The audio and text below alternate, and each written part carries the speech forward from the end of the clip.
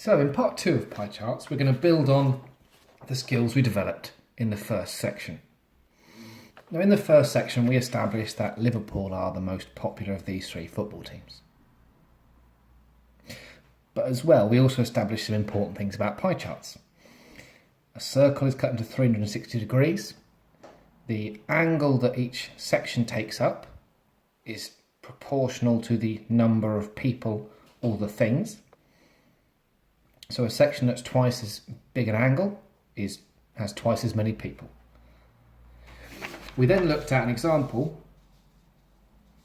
of how we can take the frequencies, work out, if we know what the total is, what one person is, and then share out the angles as required. Now, let's problem solve a couple of key things to do with pie charts. So here is a pie chart, drawn for us already. I want to complete this table. How shall I go about it?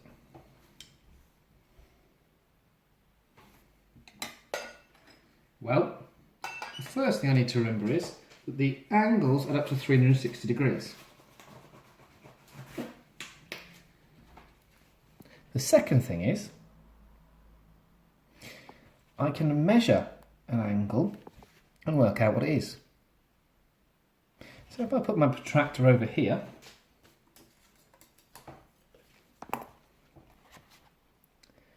I can measure my angle. I've got the line along here, along the baseline, and I'm going to go from 0 round to 30. So this angle is 30 degrees. Now, I'm then going to measure the other sections. So the Arsenal section measures 60 degrees. The Man City section measures 45 degrees. The Liverpool section measures 135, and the Manchester United section measures 90. So all done like this. A reminder, take the line here and the point here, set that in the centre, line along the edge. Start on the 0 and go round the outside upwards till you get to 90. Now, I'm going to work out these frequencies and fill in this table without working out how many degrees one person is. Watch how I do it. That's twice as big an angle, so it's twice as many people.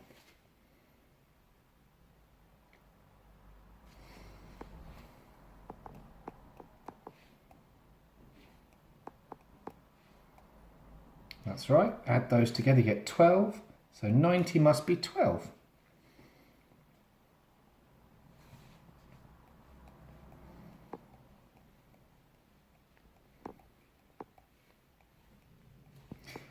Half of 90 is 45, so I half the 12 and get 6.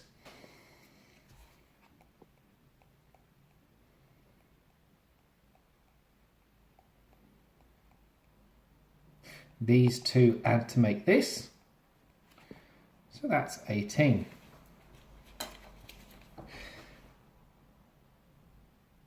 So, for this particular pie chart, I used the fact there was a link between these numbers to work out the angles.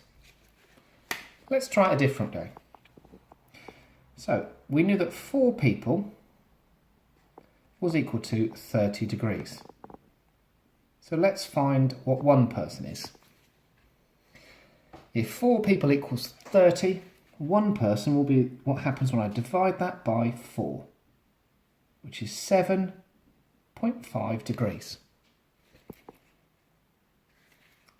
So, each one person is 7.5 degrees. So to convert from the angle to the frequency, well, each one is 7.5, So going from the frequency to the angle, I times by 7.5. To go the other way then, I'm going to divide by 7.5.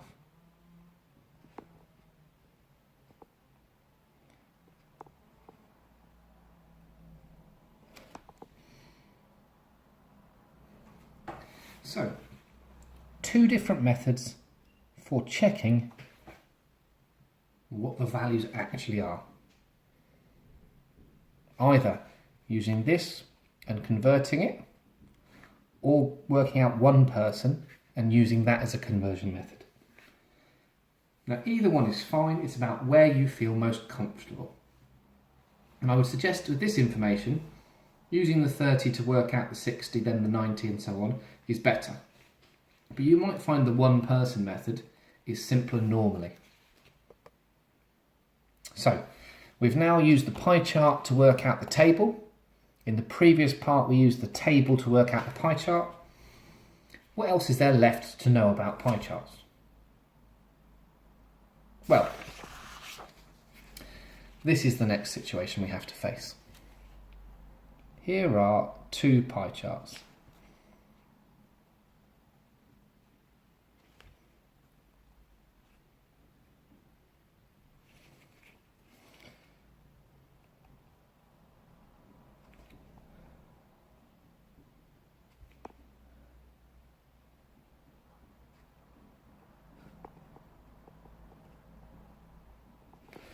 So, two groups of people were asked which team they support.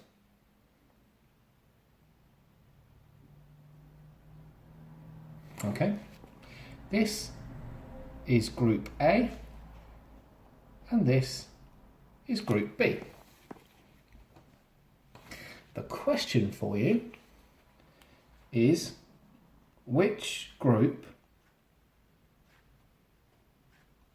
has more Liverpool supporters?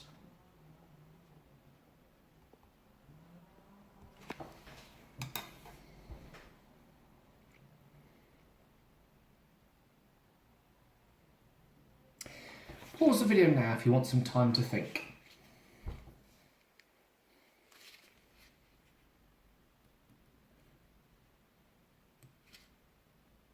So, let's do some looking at these pie charts and use some common sense first.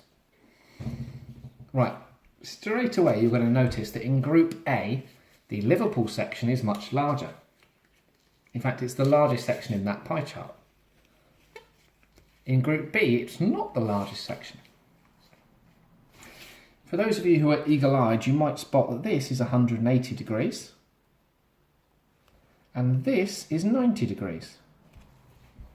So if you were to say there are twice as many Liverpool supporters in here as there are in here, I can understand why you've chosen that. But it's wrong. Now, pie charts, if you do them properly, the size of the circle in terms of its radius is affected by the number of people chosen.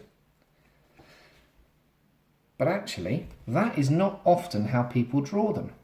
They commonly draw them the same size by mistake. So if I told you that Group A had 10 people in it and Group B had 100 people in it, which you didn't know, how many people support Liverpool in the top pie chart, Group A? That's right, it's half the pie chart, so that's 5 people. What about in B? Well, it's a quarter. Quarter of 100 is 25 people. So, we are unable to answer because we were not given how many people were in each group. This is a vital answer and a vital skill for you to appreciate.